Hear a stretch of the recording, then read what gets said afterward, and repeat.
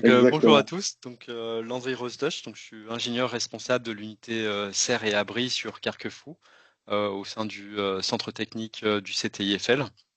Donc aujourd'hui, je vais vous introduire un petit peu le sujet et notamment de l'énergie sous serre et de quoi on parle. Je veux bien que tu passes à la diapo suivante. En fait, ce qu'il faut se rappeler, c'est qu'une serre, en fait, un moyen de protection, c'est un abri. Elle peut être caractérisée par différents éléments. Hop,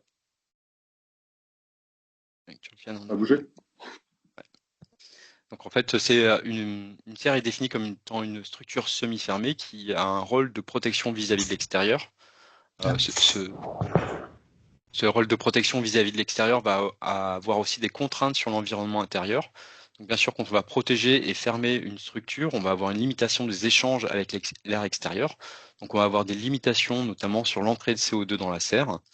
On va avoir aussi une limitation de la disponibilité en eau à cause de la protection face à la pluie. Donc, on va plus avoir cette eau de pluie directement sur la culture. On va voir que ça a des avantages aussi. Et on va limiter les éléments fertilisants parce qu'on va rester toujours au même endroit. Donc, il va falloir faire des apports en éléments fertilisants. Donc, ce matériau de couverture qui est transparent, il a aussi un avantage parce qu'il va emprisonner en fait les rayonnements infrarouges longs. Donc, cet emprisonnement des infrarouges longs va avoir un avantage sur le réchauffement de la serre. Par contre, on va devoir avoir un compromis entre l'aération et le réchauffement de la serre. Ce matériau de couverture transparent va aussi avoir une limitation sur l'entrée de la lumière, donc en fonction de sa typologie, de son orientation et de la période de l'année. On va avoir une quantité de lumière dans la serre qui va être différente de l'extérieur. Et cet échange justement entre l'intérieur et l'extérieur est principalement régulé par l'aération en toiture. Et là, il y a vraiment une ambiguïté en fonction de la saison, en fonction de la culture et des conditions extérieures. Il va falloir toujours avoir un compromis entre la température et l'humidité de l'air par la régulation de cette aération.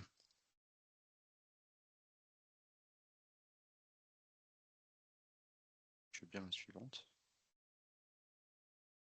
Donc pourquoi on utilise le chauffage en serre? Moi j'ai essayé d'avoir une vue un peu exhaustive de l'utilisation du chauffage sous serre. Tout d'abord, c'est clair, hein, si on utilise du chauffage dans une enceinte fermée de type serre ou abri, l'objectif c'est d'étendre la durée de la culture. Donc étendre la durée de la culture tant au début qu'à la fin, mais principalement en début de saison, parce que là, en termes de production, on va avoir des prix rémunérateurs les plus intéressants et on va pouvoir aussi se positionner par rapport au marché de l'import.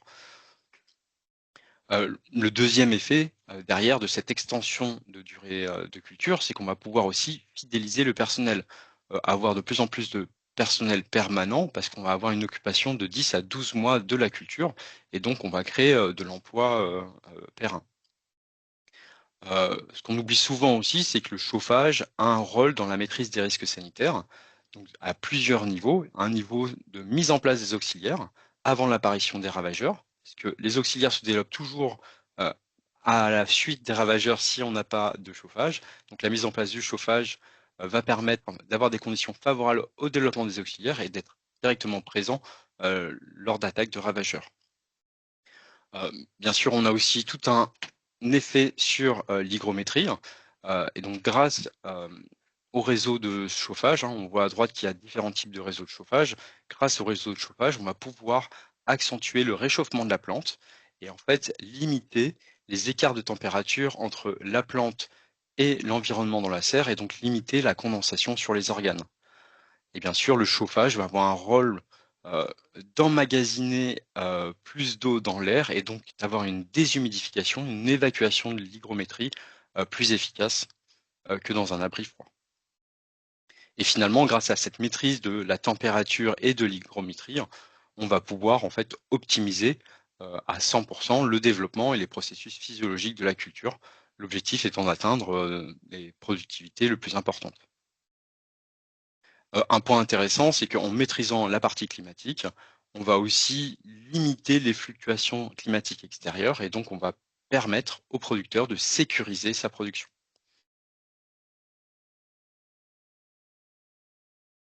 Quand on va parler d'énergie, il faut avoir un petit peu quelques chiffres en tête aussi. Donc là, on a les chiffres les plus récents suite aux travaux du CTFL par la personne d'Ariane Grisé qui réalise des enquêtes chaque année, enfin, tous les 5 ans pour être précis. Donc les dernières données datent de 2021, où on peut faire un constat. On est à peu près à 341 kWh de consommation en France d'énergie, hein. Donc énergie, chauffage et électricité, ce qui peut représenter jusqu'à 40% des charges d'exploitation.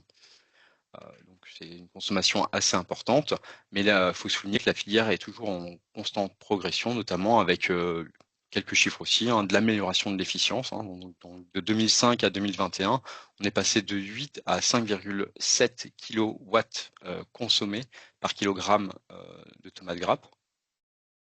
On a perdu la présentation.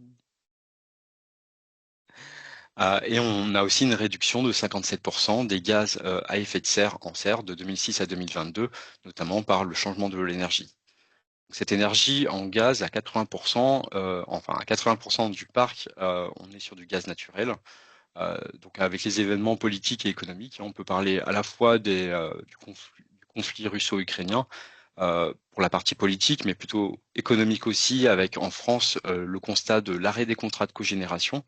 On voit qu'il y a une forte instabilité du prix du gaz.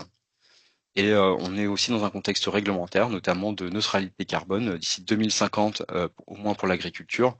Donc il va falloir réduire cette dépendance à l'énergie fossile, et tout en rappelant que 75% des gaz à effet de serre en serre sont liés au chauffage. Donc le projet SER+, dans sa globalité, a un grand questionnement de base qui est d'identifier les solutions qui vont nous permettre de limiter la dépendance aux énergies fossiles sous serre.